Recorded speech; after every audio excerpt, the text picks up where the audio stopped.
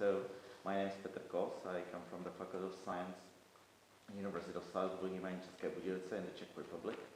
And I'm going to interview and be interviewed by Andrea. Thank you.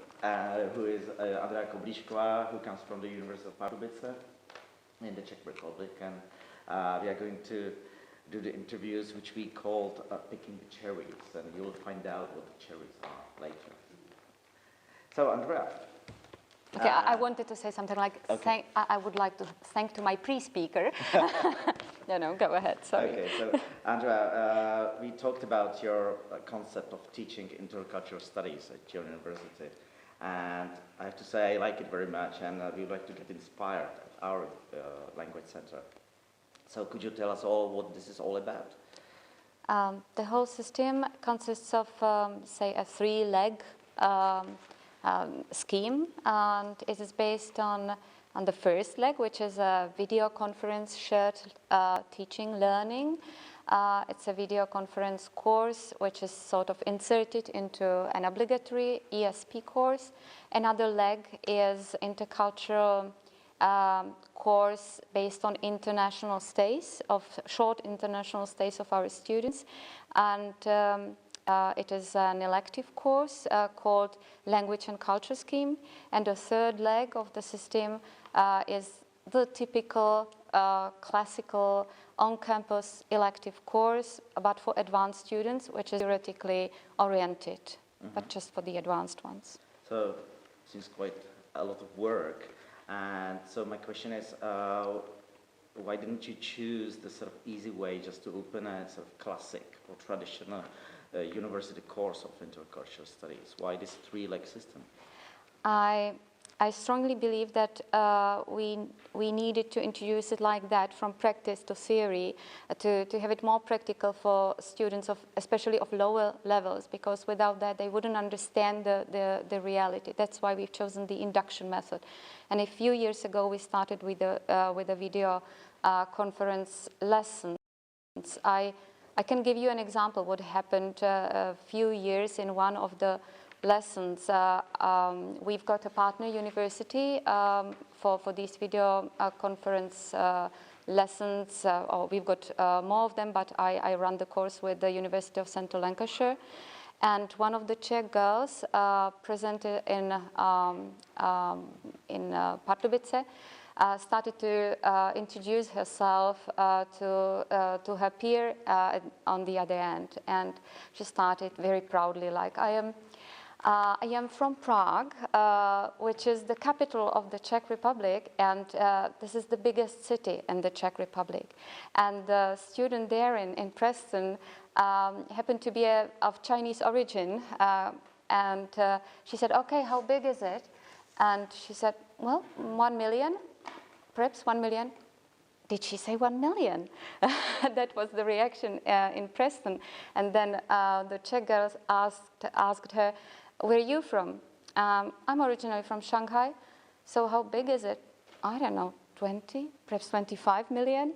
So the scale matters. Really, the scale matters, not in terms of sizes, but reference points. They were talking about the same things, but didn't know that. And actually, they were referring to opposing things, and I strongly believe that these misunderstandings are crucial.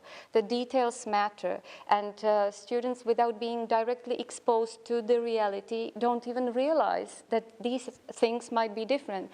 And we sometimes dare to judge things, we dare to evaluate things, without knowing that people might see that completely differently.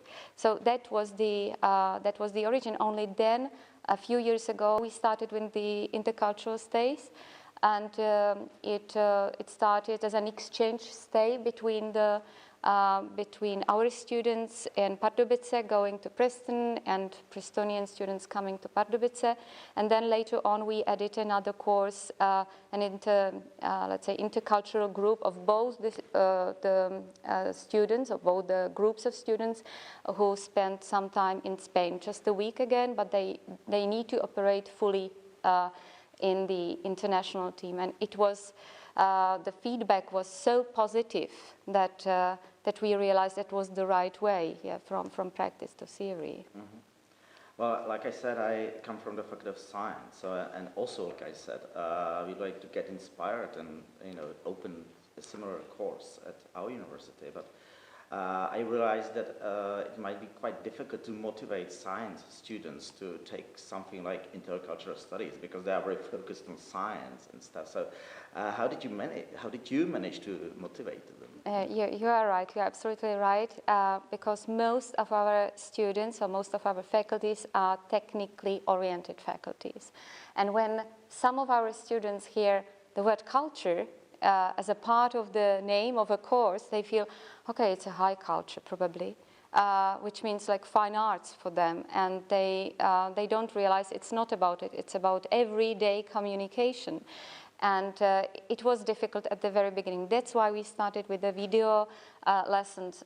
Students are assigned projects at the very beginning of the course, and the students actually need to communicate with their counterparts at the other university.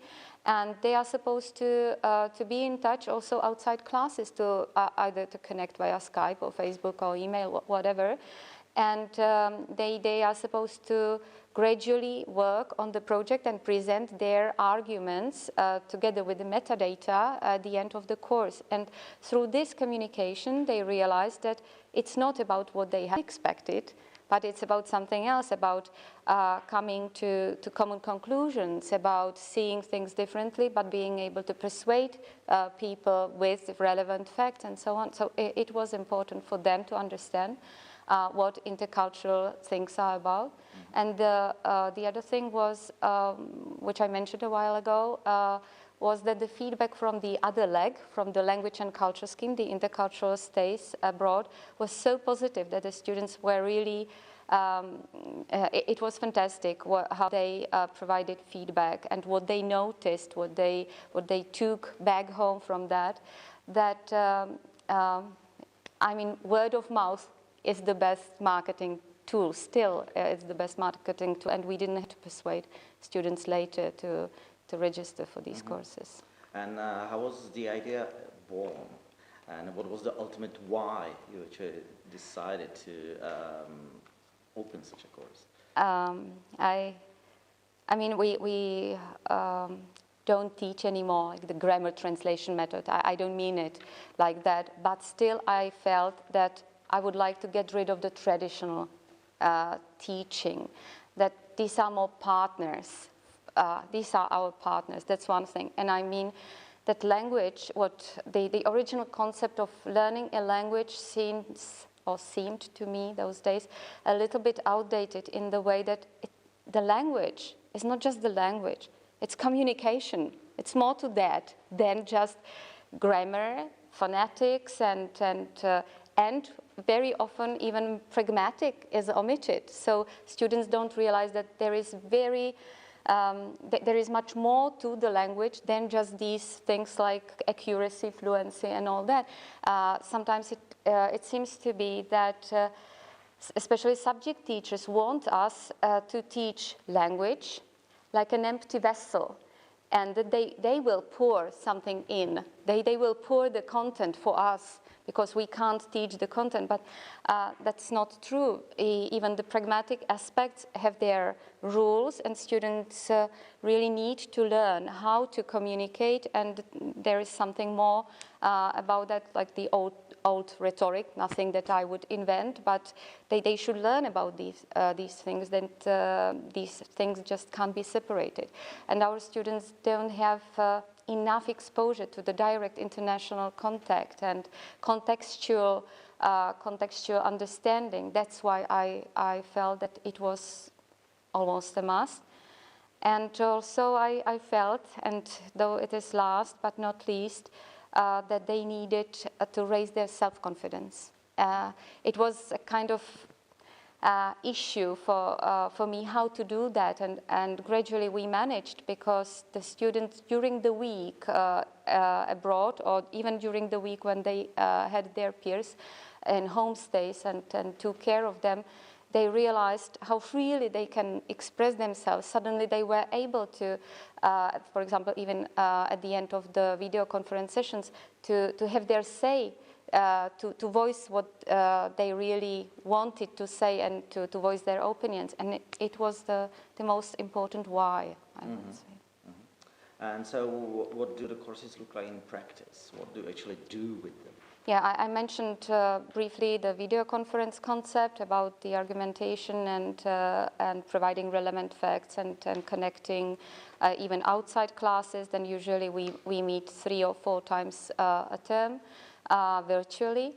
Then the advanced course, more theoretically oriented, it's a course where only students, either international students who have experience from their Erasmus days, or our students who have come back from Erasmus days, for example, register, because it is more about the thing that they have gone through the practice already, and now they can see the theoretical stuff. They can even see the differences, whether this concept is a little bit more outdated and why it's not applicable perhaps, and why this one could be better for this situation. So they are able to evaluate that. They've got relevant information beforehand. And the last one, I would mention the intercultural stays that I believe are very important for the students and useful. It's based on very close cooperation with our partner workplaces abroad, and the students come. We prepare that very carefully. We have common presentation seminars on cultures, on subcultures, on various aspects of cultures. Then the students are also expected to participate in common lessons, usually at the Faculty of Economics. They've got Czech for foreigners for a few hours. We organize a company visit, and they are supposed to prepare a report oriented on various, again, aspects of cultures. For example, how this concept would be translated into your culture. Organize cultural events for them during the week, and lots of socializing with their peers is involved. So we got fascinating feedback, and that's why it was running, or it has been running successfully. Maybe just the last short story, what is an added value to that. Last year we also organized a talk of a lady, and she happens to be a child of a so-called child of a man, of a gentleman. His name is Sir Nicholas Winton, and he was nominated for the Nobel Prize. He is about 105 years old and still alive. He was nominated for what he did before the outbreak of the Second World War. He saved more than 670 Czech Jewish kids and got them to England, and she's one of them who survived there. And the story was fascinating, and I happened to meet her a few years ago in Manchester. She was given a talk and lecture to the students of history on Holocaust. And when I invited her, she came last year, and she gave this lecture talk, and even we screened a film on this story. The film was awarded the Emmy Prize, so it was a good film. So nothing like moving for its own sake, but it was really the contextual thing that helped. And we had more than 400 students participating there, including the international students, giving so interesting questions and so much involved into the whole stuff. For example, a Japanese guy coming from Preston, from our partner university, at the end of the lesson, he asked her, "Why are you actually talking about that? My grandfather had never talked about these things." And suddenly, it opened a discussion among students that they saw different things have different reasons, of course, not that they didn't see that superficially. It was very important, and I realized there's much more to the language teaching than just the language, but this was the added value, the communication that is based on how they can express themselves. So that's why. Mm-hmm. That's why. Okay, so it actually brings me, that the concept brings me that I would like to ask you about what you do, because we know both that for some reason we cooperate, and I know that you've been teaching a course and you've been organizing a course on argumentative writing. Could you say now what it is all about? The very basic idea of this course is that, or in my opinion, what makes it a bit different from other courses on academic or argumentative writing is that even within the language center or language teaching, we purely focus on ideas, and we purely focus on the message to be conveyed, and we purely focus on what to say instead of what to talk about, and so on. And we completely ignore language, even though all the students are foreign students, or they do it in English as a foreign language. We ignore any grammatical mistakes or anything, because then we will be consumed by those grammatical mistakes and we would waste the time with this. So the very basic idea is that we learn how to communicate through writing. So that's the very idea. Okay, and what made you start such a course? This was years ago, and at the time we were changing the system of final exams at the master's level. And the first round of those new exams was over, and I got an email from a student who complained about something. She wasn't happy about something in the new system. But what happened was that after reading that email, I actually got sort of angry, and it irritated me. The whole thing just irritated me, and I was like, oh, what? Something, and I just shut the computer. And went home and whatever, but it just, the idea just got stuck in my mind, and I kept thinking about it, and even over the night probably. And then in the morning I realized that she was right, that actually there was something wrong with the system, and we of course were happy to change it or anything. But then it made me think, but why? Why did I get this immediately? Why did I have to waste the whole night thinking about it to actually come to the same conclusion? And I realized that her message was wrongly put, that it was just a heap of emotions and blah, blah, blah. And there was no clear message, there was nothing, no clear statement or anything. And I decided, but we have to teach these to our students, because unfortunately in our system, no one teaches us. We are sort of expected to know, but no one tells us. And I know it from my own experience, because I'm part of this educational system, and everyone always expected it, but no one told us. And so that's why sometime later I organized a trip to the United States. So I spent one semester at an American university attending various writing courses. So that's where I learned, hopefully, what to do at least partly. And when I got back, I tried to organize a similar course, of course, modified to our environment. But so this is how it all started. Mm-hmm. And being a student, why should I register for your course? Okay, so one of the aims, or one of the purposes of the course is what I said. That means to clearly get the message over. That means to try to convince the reader immediately. So that means I just strongly believe that this gives you power to change the world. Because you may have great ideas, but if you don't know how to get them over, then they are lost. Or if your ideas irritate the other people, you are completely lost. So this is one aspect, but there are other aspects as well, and it is that lots of people have the fear of writing. And they are supposed to write something, and they sit at a computer, they've got the blank page in the word processor, and they are just like, and I think that they do the very basic mistake of writing something when they are supposed to write something, and which I believe is wrong. Because they immediately think they should start writing. So what we do, and again, even from my experience, even from my American experience, it was that we are sort of, everyone says, AI, you should do the brainstorming, and you should think about it, but no one does it with us. So we are expected to know, but we are not taught. And at the same time, of course, the teachers somehow take it for granted that students would do it. But of course, the students have many more activities, so they don't have time to brainstorm. They don't find a value in it, in my opinion, at the first time. So what we do, that we take we spent about 4 or 5 weeks actually of the course of actually on those pre-writing activities. That means actually we take time to daydream about our topics. We take time to brainstorm about our topics. We take time because we will never have time for that anymore. And so this is it. And I think one of the toughest tasks for them is really to have the answer. If I ask them, so what does your paper talk about? The answer is usually very clear. But if you ask your students, what does your paper say? Or what do you want to say with your paper?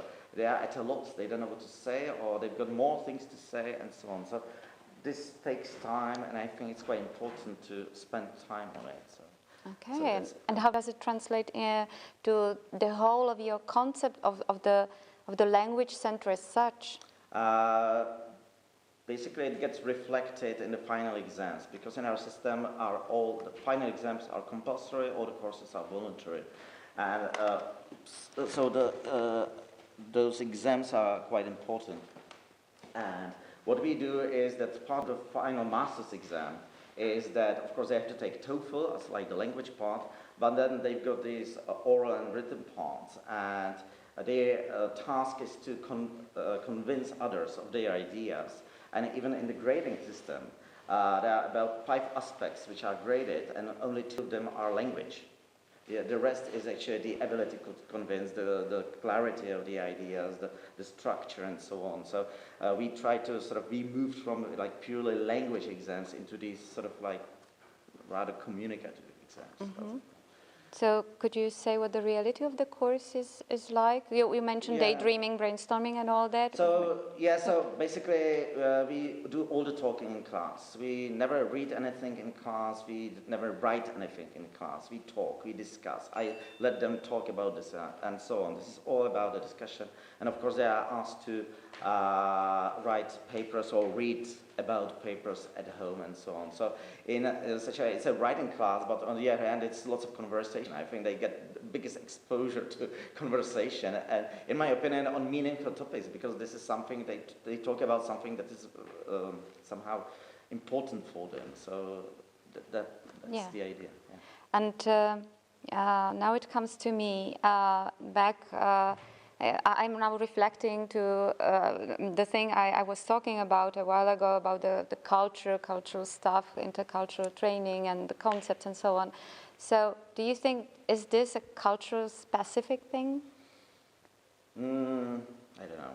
But what I do know is actually our faculty has got a cross-border cooperation with the University of Linz in Austria. So I teach the same course to Austrian students and to various students who actually study at Linz but are from other countries. And also I've got a concise version of the course at your university, and where I teach PhD students from all around the world. You know, there are people from India and China and something like that. And what I want to say is that before I started teaching this course to Austrian students, I was a bit afraid if I've got something to say to them, because our systems are completely different, and I thought, okay, they probably already know, and I'll be just repeating what they've heard a million times, and so on. But after the first round of courses finished, with these people, I realized that I still have something to tell. You know, that really they struggle the same way as the Czech students struggle, and I realized that the Indians struggle the same way as the Czech students and the Austrian students struggle. So I believe that this some format of the course gets something to say to all of them. So how to answer your question? Yeah. Thanks. I mean that both the concepts, as I see them now, I feel that they've got lots of in common. That actually there are other things than just grammar, fluency, accuracy, phonetics, and all that. It's also about the content. Not that we should refocus on something else, but we should also include learning the content. And I mean, this matters, and also it newly defines the role of the language centers, at least to me, it seems like that. And it is reflected also in the mission of our language center. We've got a mission, language and communication and culture. I don't know if it's something that addresses Yeah, you. I absolutely agree with that, and it made me think as well that whenever we deal with the authorities or the management of the university or the faculties, I realize that one of the common arguments when we want to open new courses or just somehow spread is that, yeah, but we are not a language school.